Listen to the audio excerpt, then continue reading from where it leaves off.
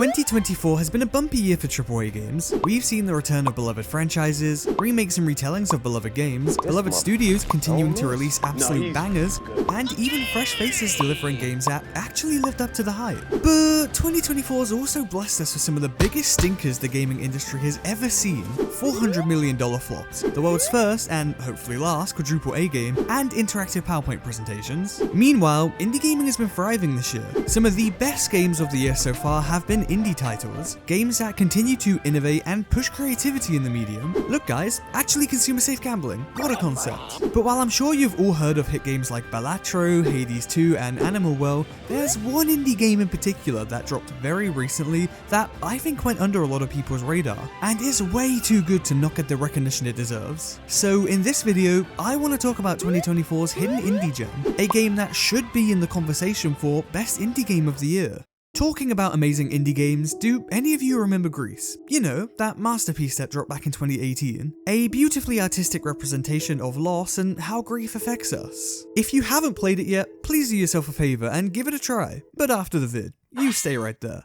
Anyway, why am I randomly bringing Grease up? Well, that's because you might not have known this, but Nomada Studios, the very same team that created Grease, just dropped another emotionally crafted masterpiece, Neva, the story of a lifelong bond formed between a girl and her cub. It's a game all about parental bonds and the highs and lows of raising a child, which is ingeniously told through the lens of climate change and our relationship with the environment. It's such a creative concept, and I think it deserves much more recognition. Neva follows the story of a young woman named Alba and her journey with raising her young wolf companion, Neva. Oh my god, that's the name of the game. Why is she tasked with raising Neva? Well, spoilers for the opening cutscene here, but we're instantly hit with a gut-wrenching cutscene of a parent valiantly trying to fight off some form of corruption to save Alba and the young cub. It succeeds in saving them, but at the cost of its own life. Skill issue if you ask me. All the young cub has now is Alba, who takes it upon herself to raise them. Thank you for causing it to rain in my room, Nomada Studios. The opening cutscene sets such a strong tone for the game though. Parental bonds run so deep, you'll give your life for your child. Good luck living up to that, Alba. Well, maybe living wasn't the right word for that. Kinda already winning on that one. From here on out, the game is split into 4 chapters, one for every season on Earth. Summer, fall, winter, and spring. And yes, it did hurt every British Gene in me to not call it autumn. Please don't revoke my citizenship. Each season is so cleverly used to represent the state of Alba's emotions as she watches Neva grow older. Time and change are such core concepts of Neva, and they're deeply fleshed out through each chapter bringing along the dawn of a new season. Our story starts in summer, which I think was the best choice. A season full of colour and excitement, all about joyful freedom. A break from the usual routines of life for a lot of people, whether that's school finishing or planned holidays. It's also my birthday in summer, not that anyone asked. Summer encourages spontaneous adventure, which is exactly how Neva starts. There's no objective. Alba and Neva just walk. Quality bonding time between the two of them. Okay, I know we're feeling spontaneous, but keep eating random shit off the floor and you'll be meeting your parent real quick. It's small touches like this that make everything feel authentic though. Neva feels like a young child finding its bearings for the first time, exploring every little nook and cranny. Summer in Neva takes a deep dive into childhood and the early stages of parenthood. It explores how it feels to teach a child basic living skills and fleshes out how the bond between a parent and child grows. One scene in particular that really hit this feeling home for me was this right here, Neva's first jump. It felt so symbolic of both a literal physical but also mental jump. Neva's first big jump into growing up. And I oddly love that she fails. It's a quick lesson in how we sometimes fall at the first hurdle, but that's okay. To learn is to fail. Alba really takes to her parental role here, helping Neva get back to her feet and try once again. She doesn't baby Neva and encourages her to go again, but on her own. And she was able to do it all by herself. Growth. I absolutely adore how you can pet Neva at any point. You really get to embrace the parent role and celebrate her successes with her. Or you can scold Neva for being useless. Stupid dog! You made me look bad! The following sections are great too, as they show Neva repeatedly making the same jumps without fail. You really get to see the learning curve and watch on like a proud parent. What's that, Neva? Oh?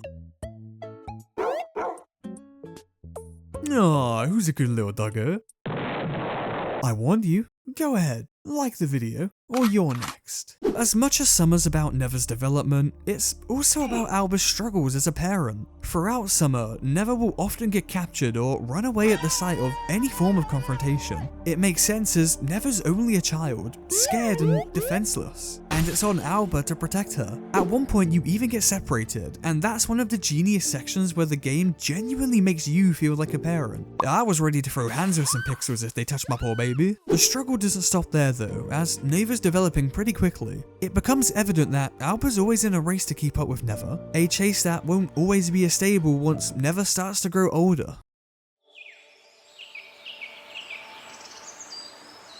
Chapter 2 takes place in fall, and oh my god, you've been hitting the gym? What kind of juices have you been taking to get that big so quickly? Oh, that's that good shit, huh?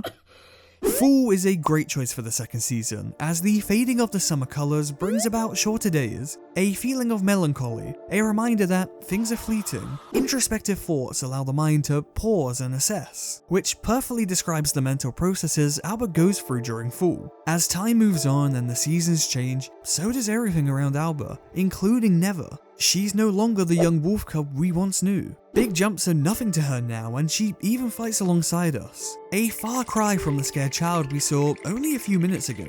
Just look at those vertical leaps. Ain't no way Neva's natty. Fall is all about discovering Neva's development into her teenage years and how Alba copes with that. Much like a tree loses its leaves in fall, Alba's starting to see a future where Neva will leave. That looming scary thought every parent has as their child grows. The symbolism of the world around you is masterful. The terrain starts to crack and fall apart, leaving holes, projecting how Alba feels. The rift between them firmly planted as Neva starts to grow independent. With Neva's rapid development, it's a constant struggle for Alba to keep up. The chase to keep up with Neva becoming more unstable the harder it gets. It gets to the point where she can't truly outrun it and has to face a whole section confronting the idea of moving on. We get to see even deeper into the mind of a struggling Alba in the nightmare section. Fall being a moodier season often triggers seasonal depression and sends Alba into a deep pit of her own inner thoughts. There's a lot of symbolism here on how Neva's the light in her life and she feels lost without her. At some points, even relying on Neva to be able to progress. It's a really introspective segment that explores the darker emotions behind raising a child, something I haven't seen be explored so deeply before. As sure, raising a child is mostly very happy, but when you grow so attached to something you know you can't keep forever, it's bittersweet. Chapter 3 takes place in winter, the harshest season for most life forms. Winter in Neva explores themes of loneliness and isolation, growing overly attached to something and struggling with being able to let go. Plant life has been covered in a layer of uninhabitable snow, and wildlife has found shelter to hibernate, leaving the fields barren and empty. It puts the focus on Alba and Neva and emphasizes their need for only each other as there's nothing else in the world right now. But what hits even harder after playing through the nightmare section is how the dynamic has changed. In summer, Neva needed Alba, a parent to rely on. Now it's Alba who's clinging on to Neva, not wanting to let go just yet. And winter feels a lot slower compared to the other seasons, as if time is at a standstill. It makes it feel like Alba's trying to make the most out of what limited time she has left with Neva. I'm not going to say too much more about winter because it's hard to avoid spoiling the game here, but what I will say is winter has what is maybe my favourite section in the entire game. A visually beautiful section about reflection and Alba struggling to see the path leading forwards. My take on this is that Alba doesn't see a place for herself in Neva's future anymore as she reaches the age of independence and wanting to split off to live her own life. Winter heavily explores the phase of children finding someone else to live their life with as they reach adulthood, and the emotional state that leaves the parent in after. There are even sections of Winter where Alba journeys alone without Neva, with some more genius environmental storytelling about how she feels cold and alone. Again, it's a topic I've never really seen be deeply explored before. Parental loneliness after their child moves out is a real thing that affects a lot of parents. Not mine though, they can't wait to get rid of my ass. There's a lot more to Winter than I've spoken about, but you're just gonna have to play to find out the rest now, aren't you?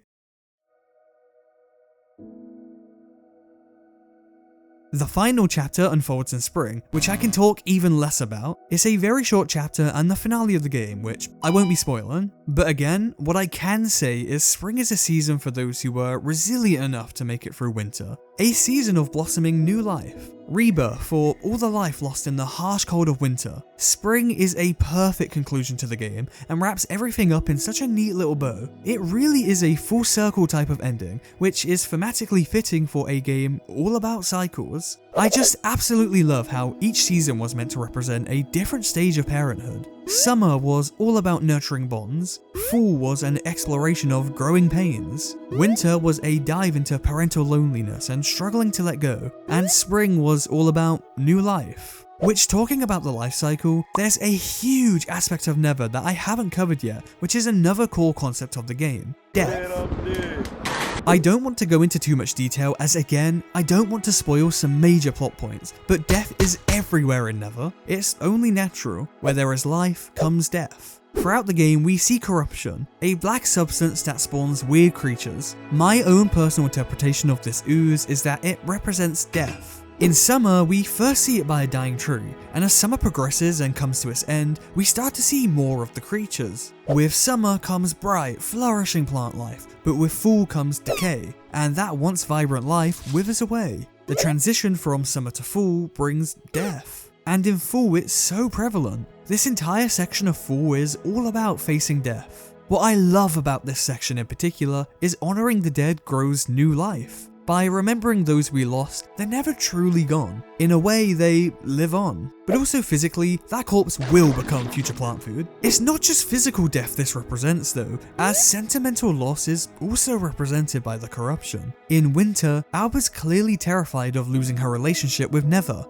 That's a loss to her as great as death. And throughout the chapter, she has to confront those feelings. Letting go is part of the parental cycle, as is saying goodbye in the cycle of life. There's so much more to discuss with death in Neva, but that breaches spoiler territory, so maybe I'll make a full-length video on that in the future. But I love how they intertwine natural climate cycles to tell the story of a life cycle, and I also love how the game isn't afraid to explore death as a natural part of that. Life and death exist harmoniously. Without one, there cannot be the other, for they bring balance to each other. It's such a complex game, with so many narrative and thematic layers that tell its story in such an artistic way. And I haven't even touched on the art itself yet. The watercolored style they went for is simply stunning. It adds such a silky smooth style to a story, all about the flow of life, and the way they animated the cutscenes just add to that. And the character animations add so much personality. Neva is so emotive, and you can always feel exactly what she's feeling at any given time, which I love because the game has no dialogue.